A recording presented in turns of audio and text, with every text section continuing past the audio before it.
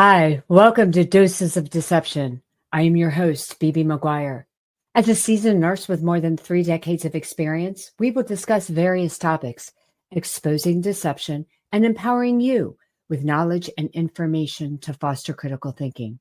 This show is for informational purposes only and is not intended to provide medical advice. Please consult your trusted healthcare provider. So, hi guys, welcome to episode 4. I am so grateful for all of your support. Please, if you would, subscribe to the channel and hit that thumbs up if you're on Rumble, hit that heart if you're on X, and most importantly, please share this video. Thanks so much. So, if you could be here while I'm compiling my research, it would look a lot like this. Yeah, all those open tabs containing valuable information that I am most definitely going to return to. So that kind of tickled me. And for this week's episode, this one really spoke to me. Who can save you? Well, as for me and my house, we will serve the Lord. And I pray that he uses me to enlighten you. It's definitely not medicine or money, folks. Definitely not the medicine or the money. So I'd like to give a shout out to Absolute 1776. He produced the intro video for my show, and he has a brand new show on Rumble. It's called Absolute Storm. I highly recommend you check it out over on Rumble. Again, Absolute Storm. Thanks again, Abs. I'm so grateful. Thank you. So we're going to start off with some current events.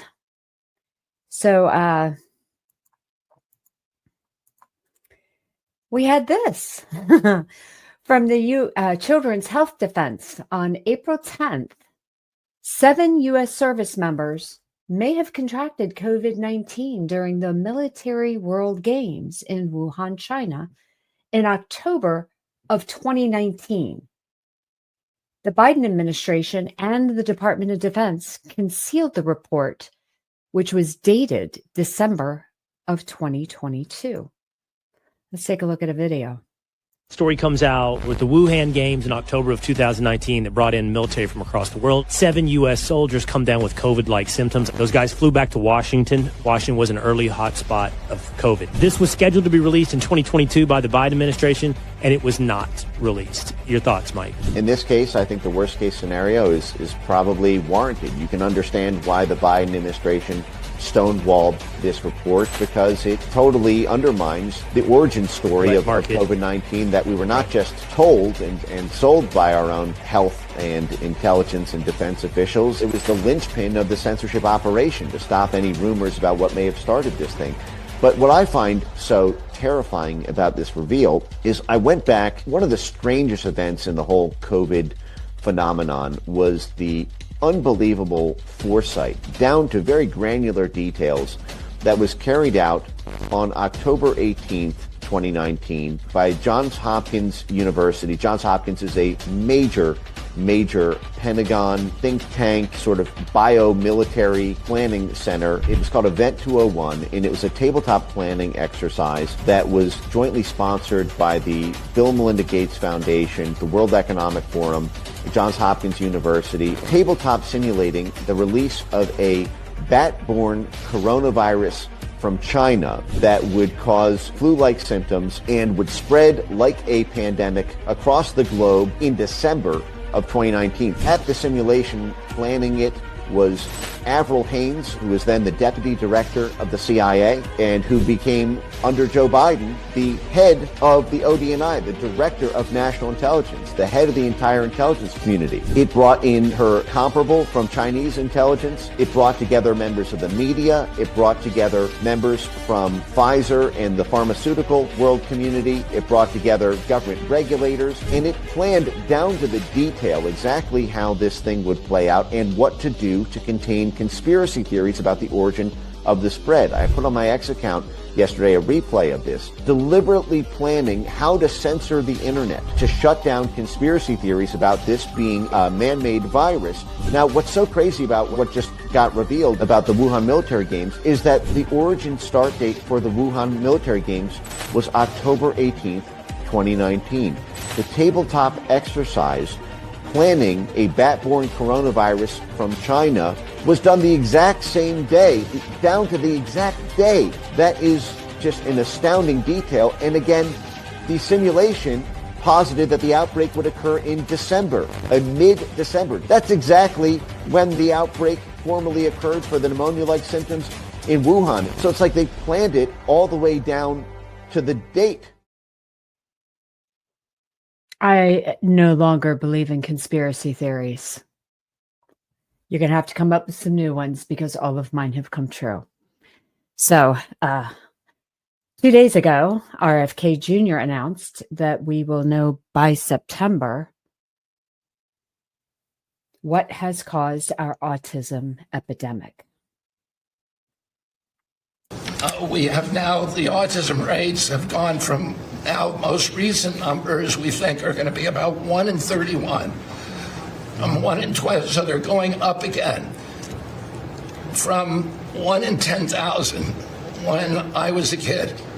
And we are going at your direction. We are going to know by September. We've launched a massive testing and research effort that's going to involve hundreds of scientists from around the world.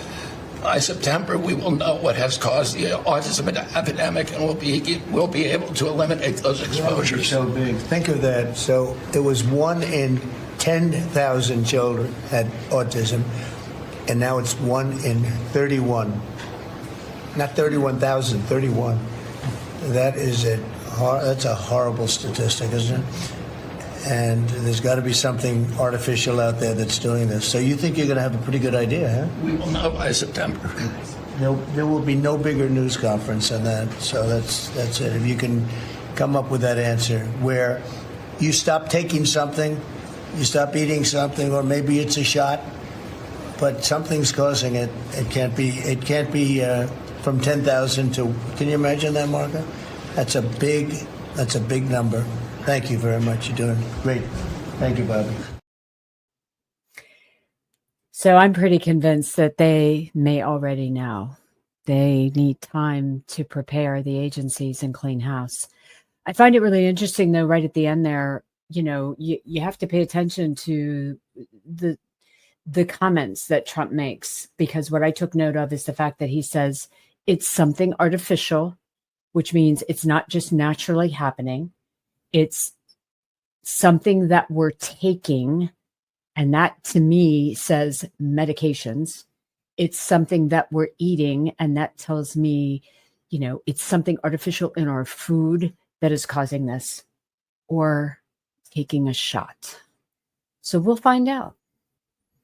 Also from Secretary Kennedy and EPA Administrator Lee Zeldin, Utah becomes the first state in the nation to ban fluoride.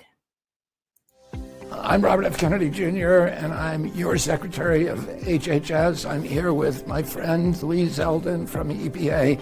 Utah is taking the lead in so many ways. We came out to Utah today because Utah just became the first state in the country to ban supplemental fluoride. It makes no sense to have it in our water supply. It's great that we're here in Salt Lake City, Utah. The passion that we saw here today from the Secretary, from the parents, from the elected leaders, rallying together and demanding action. At CDC, we are reassembling the task force to look at fluoride again, to see what our recommendation will be. And Lee had a great announcement today. So EPA announced today that we're going to go back and look at the studies, and that is an important update. And working with the states, working with local governments, working with families all across this country is so incredibly important. Utah has taken the lead on many, many other issues. It banned chemical additives to school lunches, and it's one of the first states in the country to apply for a SNAP waiver to ban soda purchases with food stamps. And we both want to thank the extraordinary state legislature and also President Trump, who put us both in a position to actually advocate for America's health. I look forward to continuing this partnership and seeing what kind of success and progress lies ahead. It's an exciting time to make America healthy again. Produced by the U.S. Department of Health and Human Services.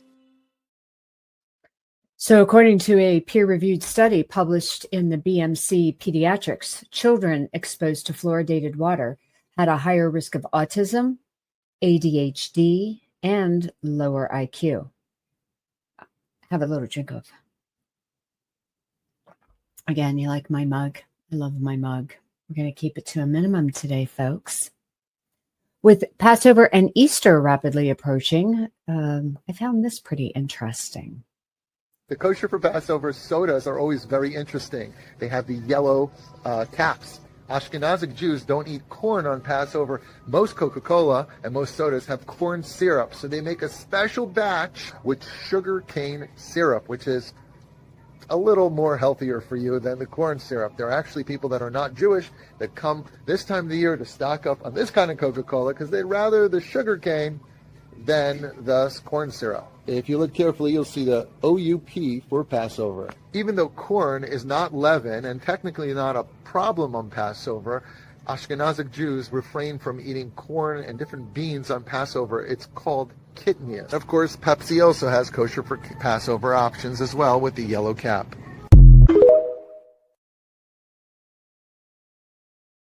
From episode 2, the cane sugar syrup actually breaks down into glucose, which is metabolized by every cell in our body.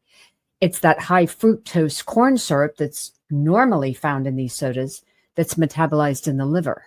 And excess converts into triglycerides.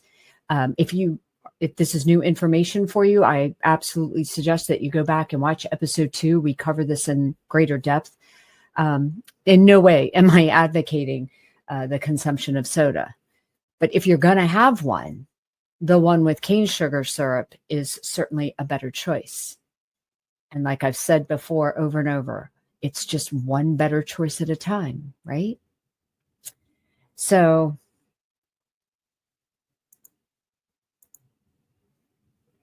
from Trial Site News, the Cleveland Clinic tracked over 53,000 employees during the 2024-2025 respiratory viral season to assess whether the influenza vaccine offered protection against lab-confirmed flu infection. Of the 53,402 employees analyzed, 82.1% received the flu vax. The vaccinated had a 27% higher risk of flu infection. What? I'm going to say that again.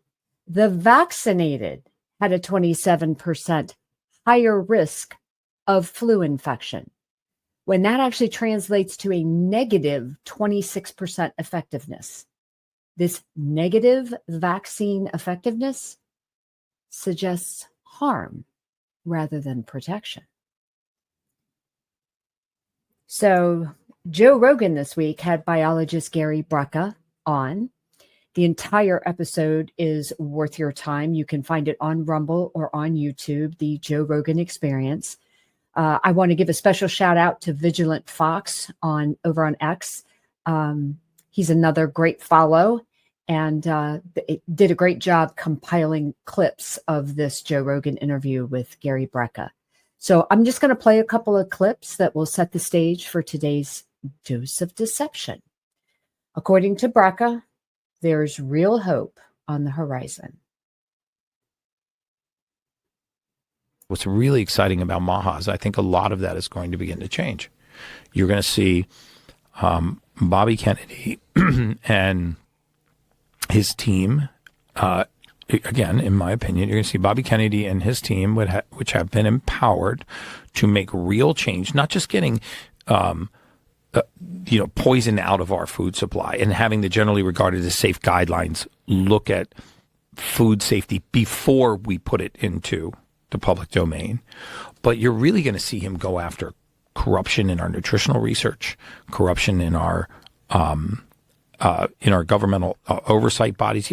How is it that we can have people that sit in the Food and Drug Administration and regulate private industry, and at the end of that regulatory career go in to work for the same industry that they purported to regulate, and sometimes for 10 times what they would make as a regulator? Kind of kooky. It seems to me like you would get arrested for that in another industry. And this. Yeah, I mean, sometimes we just have data, right? We have really good data. And one of the things I used to get just absolutely slaughtered for was I spoke out about the simple LDL hypothesis of cholesterol, saying that there is no correlation between elevated levels of LDL cholesterol on its own and cardiovascular disease. You had to have corresponding increases in triglyceride. You had to have inflammatory factors. You usually had to have other metabolic factors like hypertriglyceridemia, hyperinsulinemia, and yet everybody, would really come after me for that. And now we're starting to see that the data on statins is really falling apart. Big data is starting to tell us that the extension of life is near zero. But the extension of all-cause mortality is near zero. And then the complications downstream, which we never study. I mean, you'll never find a randomized clinical trial looking at more than one pharmaceutical compound in the same biome. Yet almost everybody at the age of 60 is on 5 or more prescriptions. But we don't study prescriptions in concert with one another. We study them independently. We say, okay, if you have high cholesterol, you're on a statin. Okay, that's independent. If you have, your hemoglobin A1C is over 6.4, you're now insulin dependent. Okay, so now you're on insulin. And you've been a little sad lately, so now you're on an SSRI. And your thyroid is hypofunction, so now you're also on a Synthroid or levothyroxine or Armour-thyroid. And your blood's gotten a little thick because you're on hormone therapy, so now you are on a blood thinner. We've never studied the compounding effect of all of these different pharmaceuticals in the same biome. We just assume that the randomized clinical trial in these independent silos is valid, even though we're going to smack all of these things together. So in addition to that, I do want to add, as a practicing nurse, I see patients every day on multiple prescription medications. And the assumption made by a lot of folks is that their doctor would know if there's any, problems taking these together. And the truth of the matter is your primary care physician doesn't have enough time in your visit to examine all of those medications, to do the research on whether or not concomitant use or use together of those medicines might actually cause additional negative symptoms for you. In addition to that, I'm in CVS and I'm hearing them talk about, come get your flu vaccine, your shingles vaccine, your pneumococcal vaccine, and your COVID booster all at one time. Those have never been studied concomitantly either. So today we're exposing the cholesterol lies and statin dangers. I have numerous sources to cite for today's research. Dr. Joseph Mercola is the first one. He is an osteopathic physician. Osteopathic medicine emphasizes a whole person approach to care. Practitioners are doctors of osteopathic medicine, or DOs, versus MD, a doctor of medicine. Well, maybe it should be doctor of medicines. Anyway, the key distinction is philosophy. DOs, doctors of osteopathic medicine, approach the body as a unit: mind, body, spirit. And 11% of physicians in the US are DOs. So per Dr. McCullough, the most pernicious toxin in the modern diet is omega-6 linoleic acid, found in abundance in polyunsaturated seed oils. The half-life, which is the time that it takes for it to reduce or clear by half in our bodies of linoleic acid, is 2 years. 2 years. That seed oil is sticking around inside of you for 2 years, destroying your health. Linoleic acid's weapon, mitochondrial dysfunction. It damages the cells lining the blood vessels. It causes memory impairment. And canola oil is in particular linked to Alzheimer's. It strips your liver of glutathione, lowering your antioxidant defenses. It impairs immune function. It makes our cells more insulin sensitive, causing insulin resistance. We covered this on previous episodes. If you have not watched them, we're building. Each episode's kind of building off the other. So go back and watch them and catch up. So let's take a look at linoleic acids and contents. In general, the lowest linoleic acid is found in tallow, butter, and ghee. And just reviewing ghee, ghee is refined butter, clarified butter, where they take out all of the milk solids. The tallow, butter, and ghee also provide vitamins A, D, and K2. Coconut oil is also low in linoleic acid, but doesn't provide the vitamins. So what's this relationship between linoleic acid found in these seed oils and cholesterol? Well, I have to cite 2 sources for this part of the information that we're going to review. Again, I'm going to go back to a Midwestern doc on Substack. You can go to substack.com and search for a Midwestern doc. He has great source citations. So if you wanted to go dig into the studies supporting, you could spend days and days on the citations that he offers. And also this amazing reference,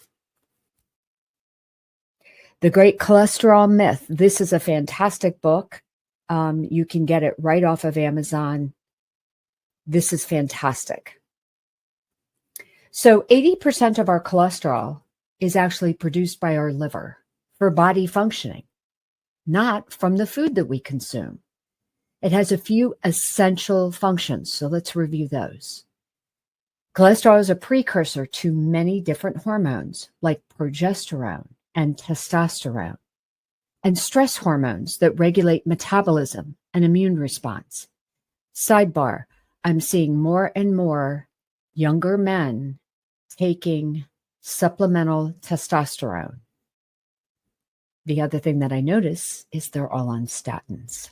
This sidebar professional observation. The liver uses cholesterol to make bile acids, and these are necessary for digesting and absorbing fats and fat-soluble vitamins. Cholesterol converts vitamin D when exposed to sunlight.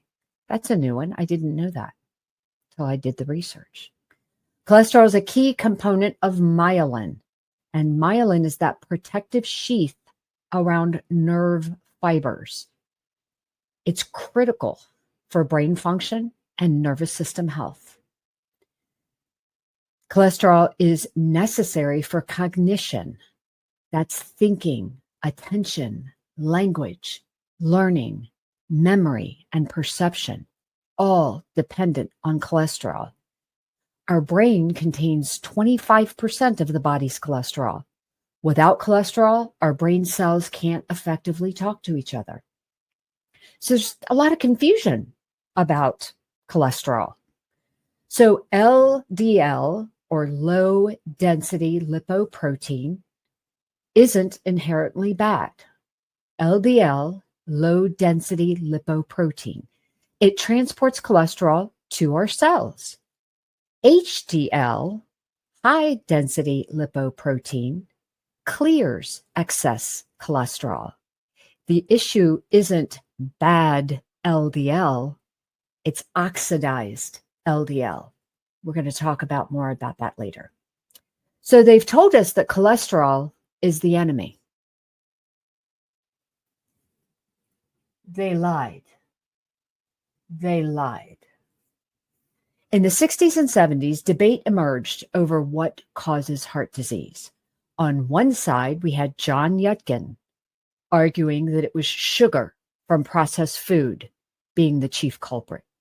On the other side, we had Ansel Keys arguing that it was fat and cholesterol. We covered Ansel Keys on the last episode. So Ansel Keys won out and Yudkin's work was dismissed. We know that the Ansel Keys 7 countries study was flawed, and the sugar industry used bribes to make scientists place blame for heart disease on fat and cholesterol so Yudkin's work wouldn't threaten the sugar industry. So this dogma, this deception that saturated fat and cholesterol cause heart disease. We've been told we have to avoid saturated fat like tallow and butter, and that polyunsaturated fatty acids, those heart-healthy Wesson oil, that's the answer. We've been told we need to lower our cholesterol to prevent heart disease. Well, have you heard of the 1986 Lancet study? It concluded back then, 1986, I was 20, that during 10 years of follow-up from December of 1986 to October of 1996, that for each 38 milligram increase in cholesterol levels, they saw a 15% decrease in mortality. This was in 1986. For every 38 milligram increase in the cholesterol level, they saw a 15% decrease in mortality. You can't make it up.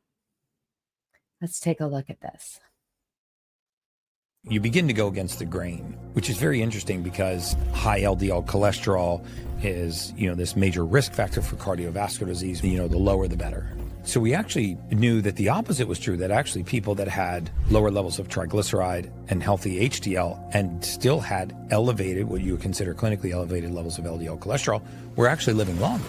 LDL cholesterol, so-called bad cholesterol, is the most important, maybe, risk factor for heart disease.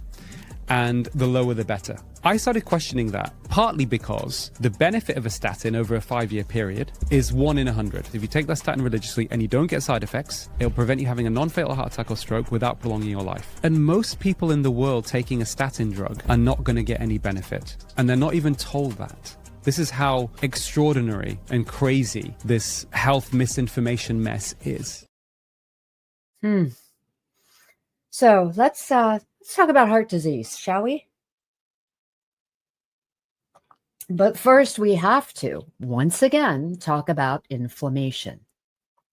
So if we stub our toe or bang our knee or get a splinter, that redness and swelling is the result of an army of specialized cells dispatched by your immune system and is part of the natural healing process. This is acute inflammation. Chronic inflammation, similar to elevated blood pressure, may not have obvious symptoms. Yet chronic inflammation is a significant component in heart disease, cancer, and Alzheimer's. Oxidation is the prime initiator of chronic inflammation. So imagine rust on a metal surface, or leave apple slices out and they turn brown. Both of those are examples of oxidative damage.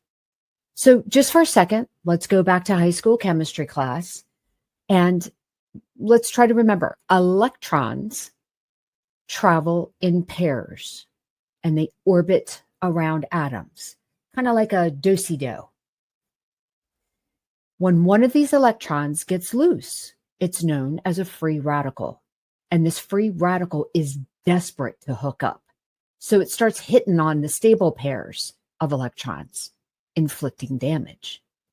Antioxidants, you've probably heard that term, help neutralize these free radicals by sucking them up and limiting the damage. So those apple slices, squirt lemon juice on them, and they don't turn brown so quickly because vitamin C is a powerful antioxidant.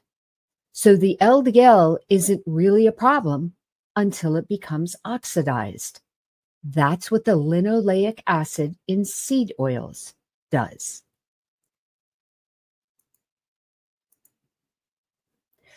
One of the things that happens in atherosclerosis, which is the thickening or hardening of the arteries.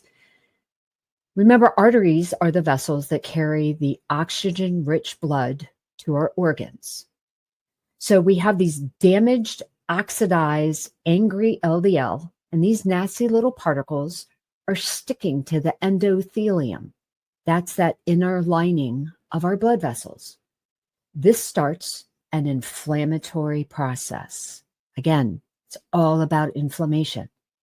Our immune system notices this, and macrophages, that's a big fancy word, they rush in.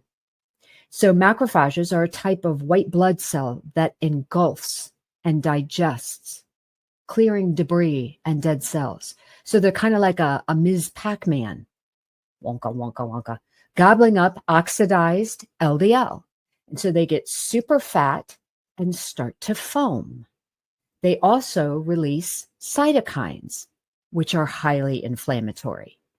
In response to all this going on, the endothelium, that inner lining, secretes sticky little molecules called adhesion molecules that grab on to these fat, foamy macrophages. Heart surgeon Dwight Lundell calls this the Velcro effect, and an atherosclerotic plaque is formed. Plaque in our arteries is basically a big old collection of these foam cells. So let's take a look at another video. Just because cholesterol is at the scene of the crime doesn't mean it's a perpetrator. I use the analogy that, when there's a fire, the firemen show up. It's called to that site. Cholesterol is kind of like the fireman, right? It shows up to the site of damage. Is it the damage that is the risk factor, or is it the cholesterol that is the risk factor? Cholesterol really is a response. So we find cholesterol in these deposits, what we call these fatty deposits in the inner lining of the artery. We call these plaques. But they're also there with lots of immune cells as well.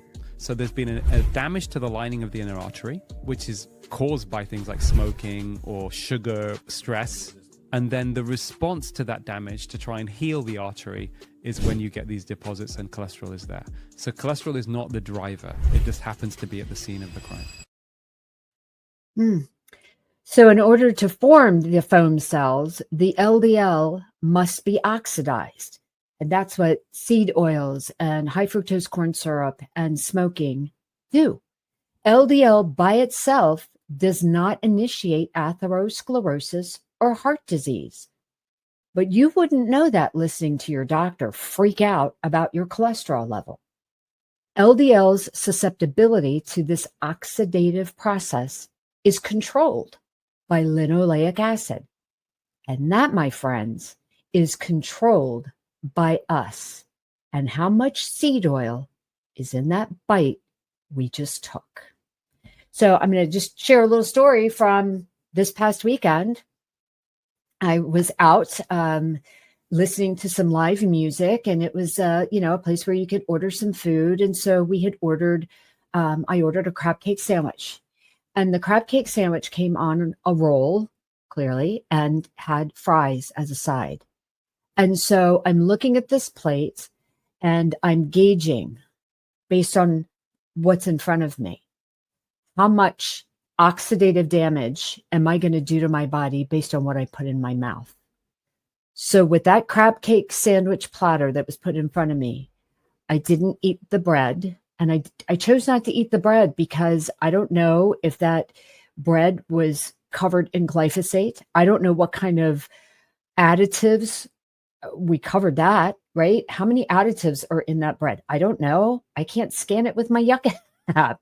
And of course, those French fries, how many times was that seed oil heated? Hundreds? How oxidized was the seed oil that these fries were cooked in? Because I know they weren't cooked in any tallow, which is low in linoleic acid. They were cooked in a seed oil, high in linoleic acid and highly oxidized by heating it over and over and over. I ate the crab cake, and that was it. It's all within our power. We can make choices to stop poisoning ourselves. So because it's LDL oxidized, medicine focuses on our LDL level, not the inflammatory process that has weaponized the LDL. So they recommend a statin. In 2008 to 2009, 12% of Americans over 40 were on a statin.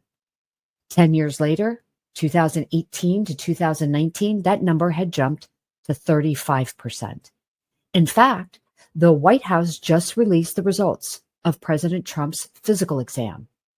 He's taking rosuvastatin. I'm not happy about that. So given how much these drugs are used, how much benefit do they produce? Well, let's look at risk versus benefit so we can make informed choices for our well-being, because we are no longer dependent on an expert class to make decisions for our well-being. We are taking that back. We are empowering ourselves with knowledge and information, and we are taking back our well-being. So taking a statin for approximately 5 years results on average you living 3 to 4 days longer. And this minuscule benefit is seen only in men. So how do you push a lucrative drug with minimal benefit? Well, first you get the NIH, the National Institutes of Health, to task the National Cholesterol Education Program to develop guidelines for treating cholesterol levels. Except 8 of the 9 members were on the payroll of 6 statin manufacturers. I'm shocked. No, I'm not. No, I'm not. So let's take a look at this. No, not that one. Here I go again.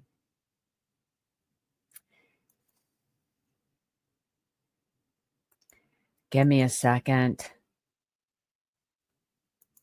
Anyway, I'm going to remove it. So there's a risk factor calculator that was designed by this National Cholesterol Education Program, and along with the American College of Cardiology, to determine your risk of developing a heart attack or stroke in the next 10 years. So your doctor punches in all your numbers and informs you that you are high risk and urgently need to start a statin. I'm going to see if I can find this.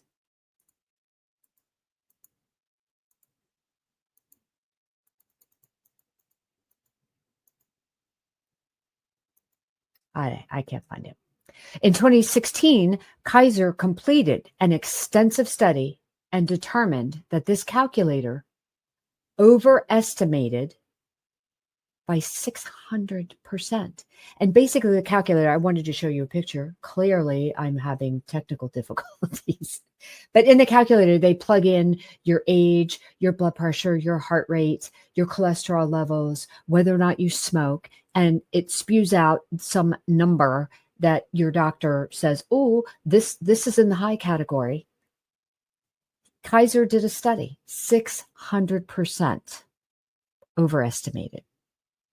The sick part about this calculator is that it is still being used by physicians, and medical students are still being tested on it for their board exams. So statins have a high rate of injury. Cardiologist Dr. Asim Malhotra estimates 20% of users are injured. Between 44 and 47% of older adults stop themselves within a year of starting due to negative side effects. What are some of those negative side effects? Most common is muscle pain and weakness. Also, tendons. Being primarily composed of collagen and cholesterol, statins lead to tendon degradation and increased inflammation.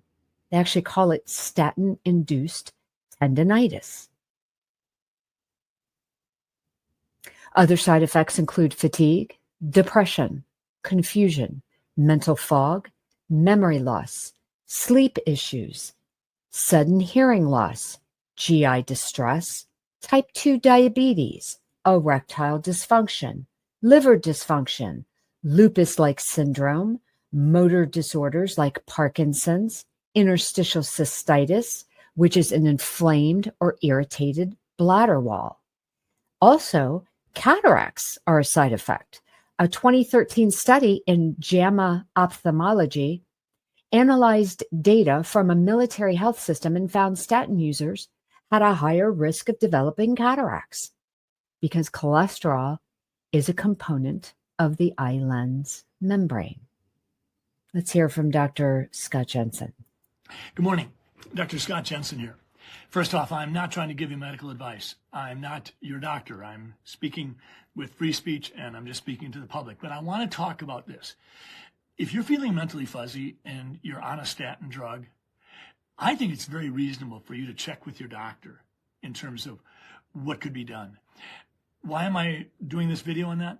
Because I've seen numerous patients over the last 6 weeks having a similar presentation. Here's one from just very recently.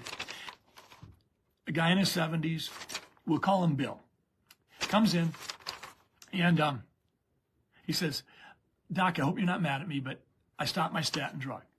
And I said, "I'm not mad at you, but why did you stop it?" And he said, "I was feeling mentally fuzzy." He said, "The people around me recognized it. I recognized it. I was worried I was developing dementia. I wasn't as sharp. My memory wasn't as good, and I just felt foggy." And so as a physician, my mind is going in a lot of different directions. But I said, "Well, what happened when you stopped the statin drug?" And he said, "It was amazing." He said, "Within just a couple of weeks, I felt a lot better." And then I asked him what I thought was the most critical question. I said, "Did other people around you notice that you were mentally more sharp and that you had less brain fog?" And he said, "Yeah, absolutely." His family had noticed it. So I checked with a couple of my colleagues after that visit, just to ask them what their experience was. And I'm not alone. I have numerous colleagues that have noticed the same thing, that statin drugs can cause you to be mentally fuzzy, foggy. In this day and age where we worry about long COVID, we worry about the side effects of a variety of medical interventions, medications, vaccinations, all those kind of things, and we see so much dementia, people are nervous about what's happening to me. I want you to confer with your regular doctor, but I do think that there's value at times. I call it a cessation trial, CESSATION trial. And that means cease taking a medicine for a period of time to see if it's causing side effects. So many of our drugs we use, we can't run a lab test that will tell us whether or not the medicine is causing a problem. Sometimes the only way we can really figure it out is by having a patient hold the medicine for a month, see if they get better. If they get a lot better, that's terrific. And then if they would restart the medicine and get worse, that's sort of proof of the pudding. Again, we do that without a lab test. But again, you need to be aware of the fact you can't do that with all drugs, because stopping some drugs for a month could be catastrophic. But stopping most drugs for a brief period of time and continuing ongoing monitoring can sometimes be the best way for us to get good information. So the reason I'm putting this out is I'm not trying to tell you how to take care of yourself. I'm not trying to tell your doctor what to do, but I've seen statin drugs cause mental fuzziness often enough, and I worry that patients are starting to think, "Doggone it, I've got early dementia, and I know what the downstream path is going to look like." And it may not be that. So again, I'm just trying to provide a little public information as a part of my free speech. You understand why I'm so cautious about that. God bless you. Scott Jensen. So there was really good information in that video. The thing that I kind of honed in on is the fact that this is a physician trying to tell us the truth. Yet he has to be very careful about, this is my First Amendment right to just speak information, because, you know, these doctors are under scrutiny and they are attacked. I could give you so many examples of physicians who actually had the courage to speak the truth, and the horrible, horrible things that they went through as they were attacked for doing that, for going against the grain. You know, many times when patients bring up side effects with their doctors, the response is often hostile, with the insistence that statins couldn't possibly be the cause, and explain that you must continue this medication or you're going to have a heart attack. We're going to talk a little bit more about what might be motivating your doctor in a few minutes. Let's take a look at this video. Can I stop you for a second? Yes. Is it because those side effects, fatigue, muscle soreness, things like that, were fairly mild? Is that why they were underreported?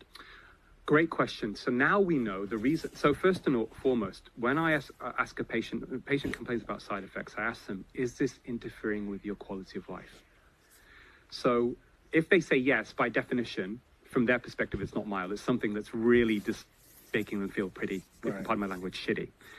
But the reason, Joe, that they were not reported, and that came out later on, this is something I didn't know as a medical student, as a qualified doctor, as a specialist, is until then, is a lot of the clinical trials that are conducted that drive guidelines, these randomized trials where you give patients, you know, one group gets the statin and one group gets a dummy pill, and they don't know whether they're getting the dummy pill or the statin, and then they're followed up and you see whether they have less heart attacks and what side effects they get, is that there's something called the pre-randomization run-in period.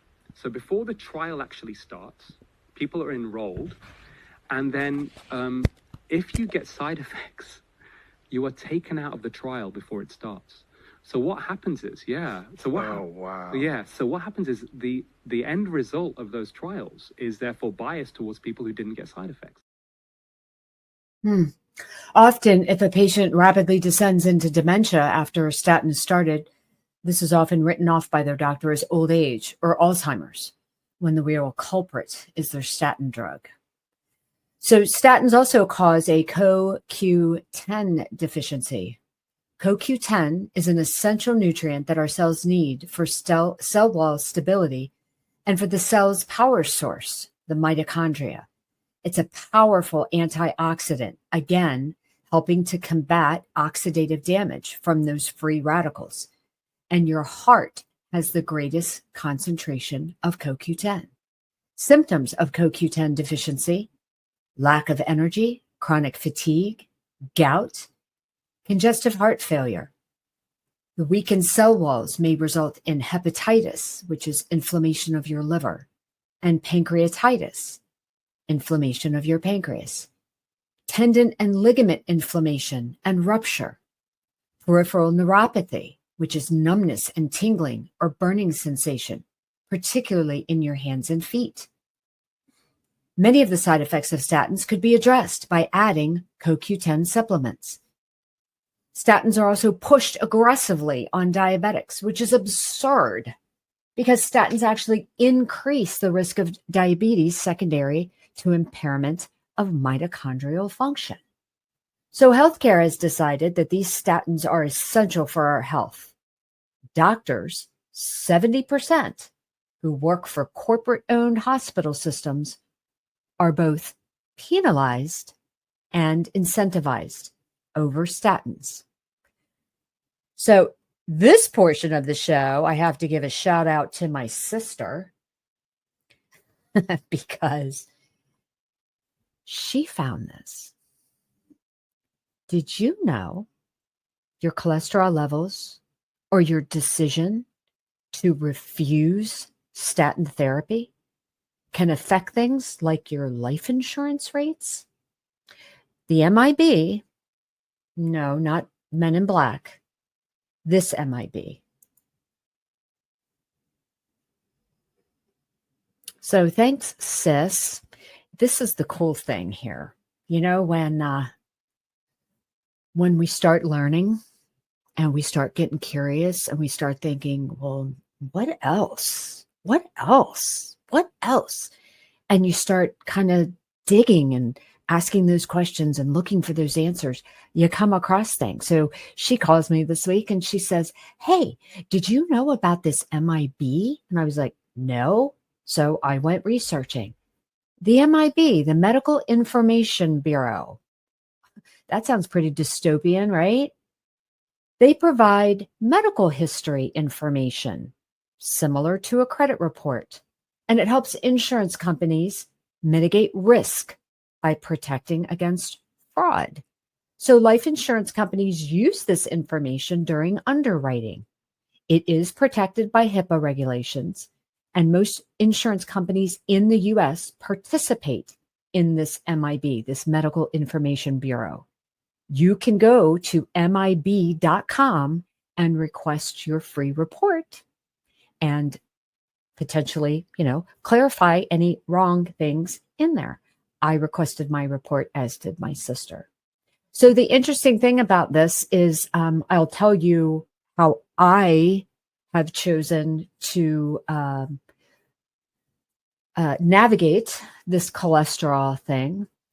If I give my doctor consent to draw my cholesterol level and that level comes back high, it's now in my medical record as high cholesterol. That then gets reported to the Medical Information Bureau.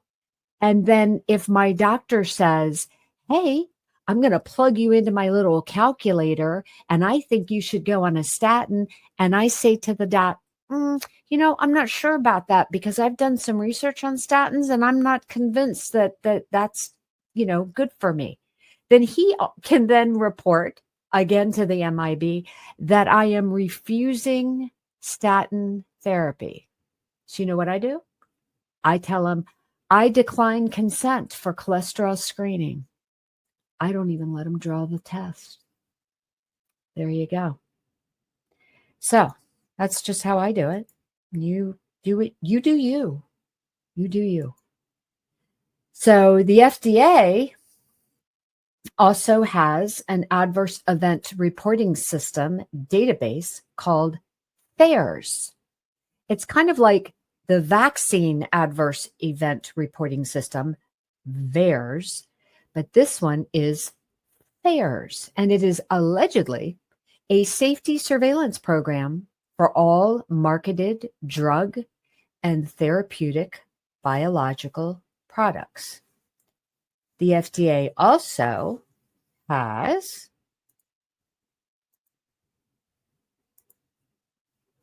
MedWatch. MedWatch is the FDA's medical product safety reporting program for healthcare professionals, patients, and consumers. However, they estimate only 1 to 10% of adverse events are actually reported. And I can tell you why. I've been a healthcare professional for more than 3 decades, and I didn't know that MedWatch even existed. So maybe run a little test, do a little experiment. Ask your doctor, do you know about MedWatch or FAERS that's operated by the FDA, for safety reporting on medications? I'll bet you they don't know either, which might have a lot to do with that 1 to 10% of reporting. So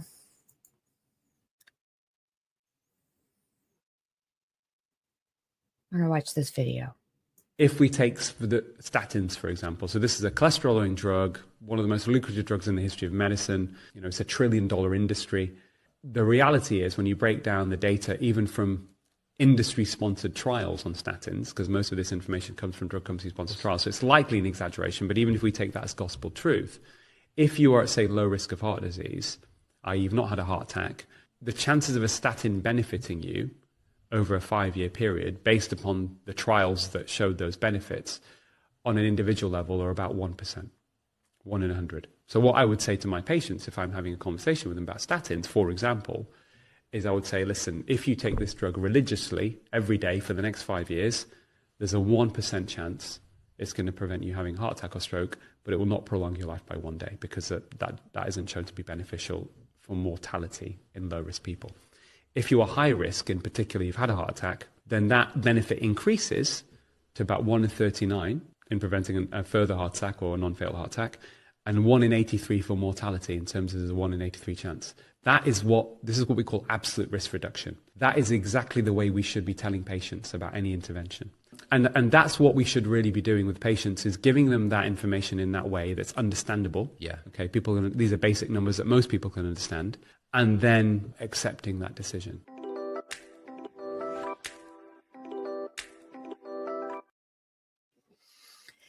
Interesting. He ended that with accepting that decision. It's incumbent upon us to require our physicians to give us all of the information so we can then give a consent that is informed. People throw that word out there all the time, informed consent, informed consent. Well, are you informed? Then you can't give consent. So demand to be informed. And if your doctor cannot provide that for you or to you, then decline consent. So the first statin hit the market in the late 80s. Merck's lovastatin was FDA approved in 1987 under the brand name Mevacor. Then came simvastatin, Zocor, by Merck in 1991. Then Pravastatin, Pravachol, by Bristol Myers Squibb. That was followed by Fluvastatin, Lescol, by Novartis in 1994, and Atorvastatin, Lipitor, by Pfizer in 1997, and Rosuvastatin, Crestor, by AstraZeneca in 2003.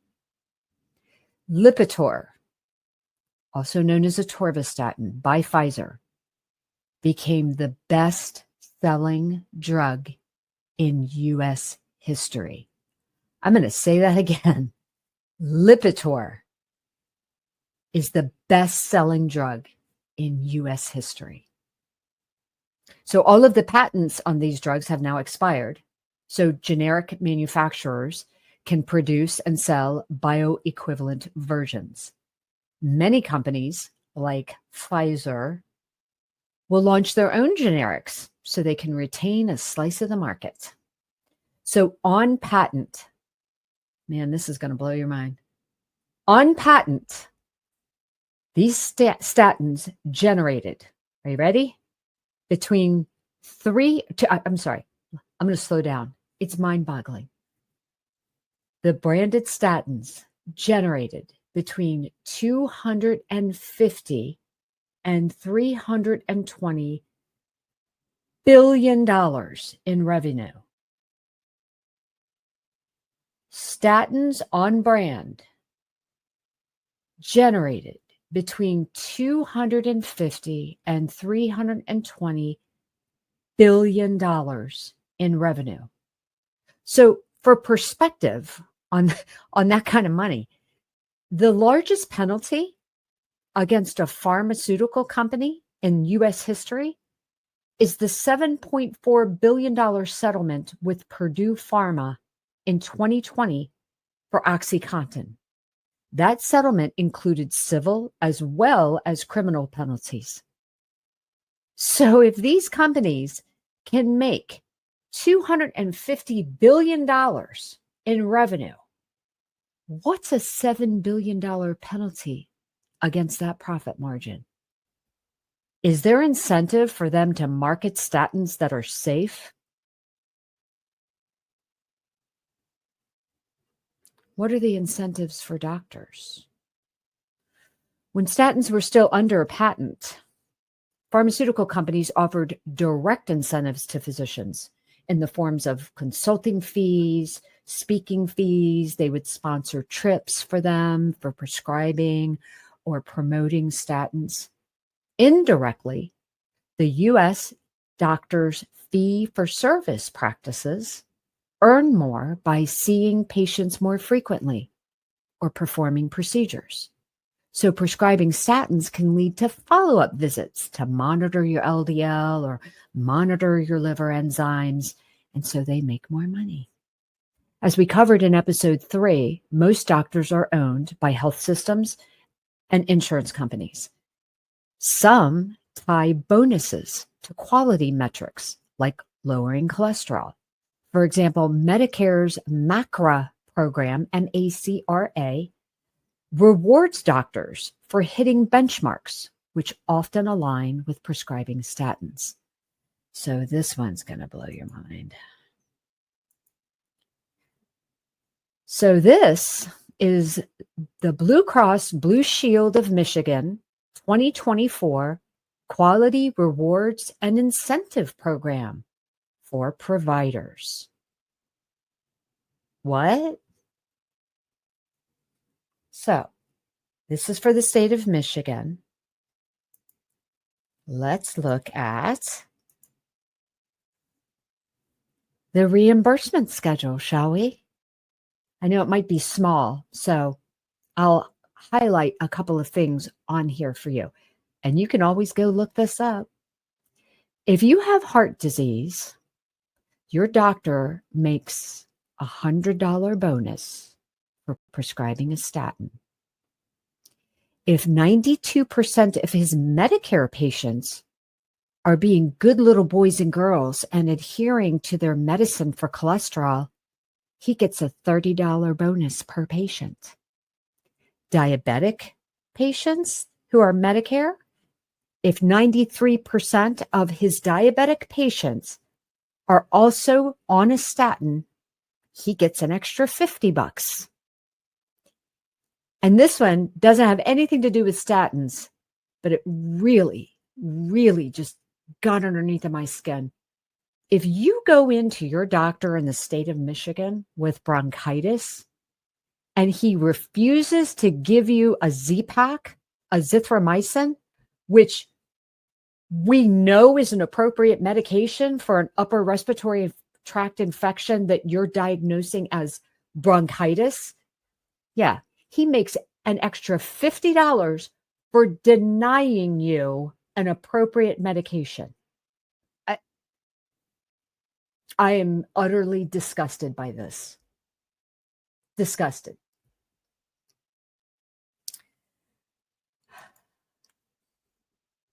Statins are also endorsed by the American College of Cardiology and the American Heart Association, and they have guidelines recommending statins for both primary and secondary prevention of heart disease. Well, what does that mean?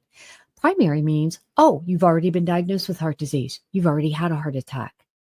You should be on a statin. Secondary, you have no other risk factors, but your cholesterol is a little on the high side. We should put you on a statin. Yeah, that's secondary. Again, my question, are these guidelines actually preventing heart disease? No, they are not. And doctors face pressure to follow these guidelines to avoid malpractice liability or quality audits.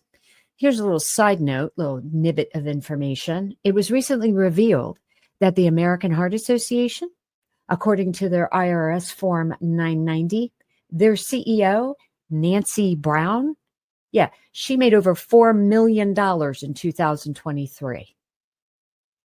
Yeah. You keep listening to the American Heart Association. So, this is the last video. So what else have they done to try and lower heart disease? Put everyone over the age of 40 on cholesterol-lowering medication, yeah? Cholesterol-lowering medication. Are you ready for the side effects? Dementia, muscle wasting, Alzheimer's, memory loss, and they've just added another one, breast cancer, because our sex hormones are made from cholesterol. I'll tell you a story to illustrate. I had a lady and a man attend my programs in New Zealand. I think that was about 2 years ago. They were in their early 70s. Tuesday night I spoke on heart disease, where I revealed what's happening with cholesterol, the truth on cholesterol. They came to me on Thursday. They said, we need to talk to you. I said, yes. The man looked at his wife and she just had her head down. He said, we're about to put my wife in aged care. He said she was leaving the iron on. We got to the point where we won't be able to handle her. He said, we came to your lecture and we heard what the cholesterol-lowering medication does. She's been on it for 10 years.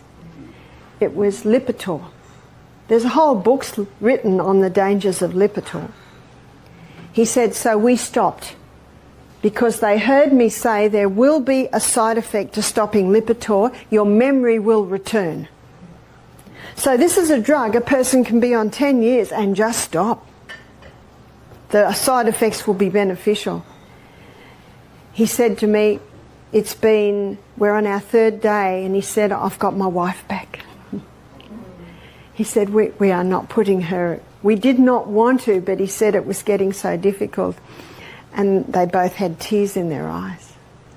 How many people are in aged care with dementia and Alzheimer's and memory loss, and it's the cholesterol-lowering medication? I believe personally this verges on criminal, especially when you hear what I'm about to say. It was probably 5 years ago now at Living Springs Retreat. We had a scientist do our program with his wife who was a nutritionist. They're both in their late 60s. She's 69. She said, I've been a nutritionist for 40 years. So she said, I was educated in university 40 years ago, and she said 40 years ago we were told that a cholesterol level of 300 and under was perfectly normal. Has the body changed? No. So can you see what medicine has done? They've dropped the levels. They now say that if you are over 190, you're a walking, talking heart attack. I have had people say that to me. One girl was 30, her cholesterol levels were 192, and the doctor said, you've got to go on cholesterol-lowering medication. 30! We had a pharmacist do our program. She said, this really annoys me. She said, I know it's only a money-making scheme. Because if you go on an antibiotic, you're on it for a week. If you go on cholesterol-lowering medication, how long are you told you're on it for? Life. Now, she said, I'm a pharmacist. I'm not against drugs. It's my business. But she said, this annoys me. You see, the brain needs fat.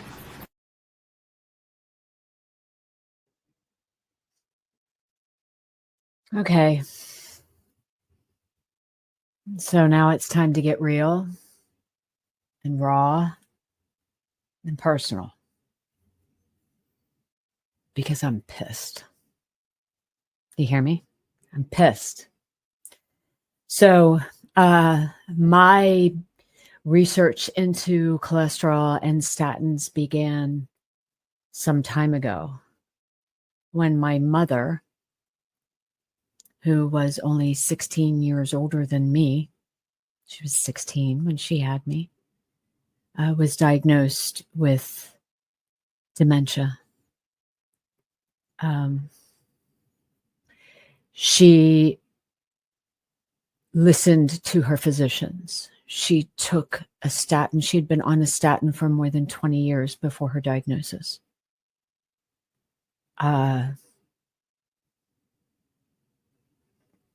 We watched her deteriorate and end up in an Alzheimer's care unit because it was no longer safe. And she continued to deteriorate while they kept giving her the medicines that were supposed to delay symptoms or prolong her life. Yet they kept giving her that statin. And we lost my mom in October of this past year. I was laying on her chest, kissing her cheek, and telling her how much she was loved as she took her last breath. But she died utterly alone because she didn't know any of us. She didn't know who we were. She knew none of us. She died completely and utterly alone. So, I will not sit down. I will not shut up. I will continue to expose the lies that we have been fed and the corruption of the systems profiting off of our suffering and the suffering of our loved ones. Join me, because courage is contagious. Speak up. Share the crap out of this video. People need to know the truth. We need to have information so we can make good decisions. We need to share this information with loved ones who may not know. They may not know what questions to ask their doctors. They may not understand that the symptoms they're experiencing might be a medication. Thanks for joining me. And I'll see you on the next episode of Doses of Deception.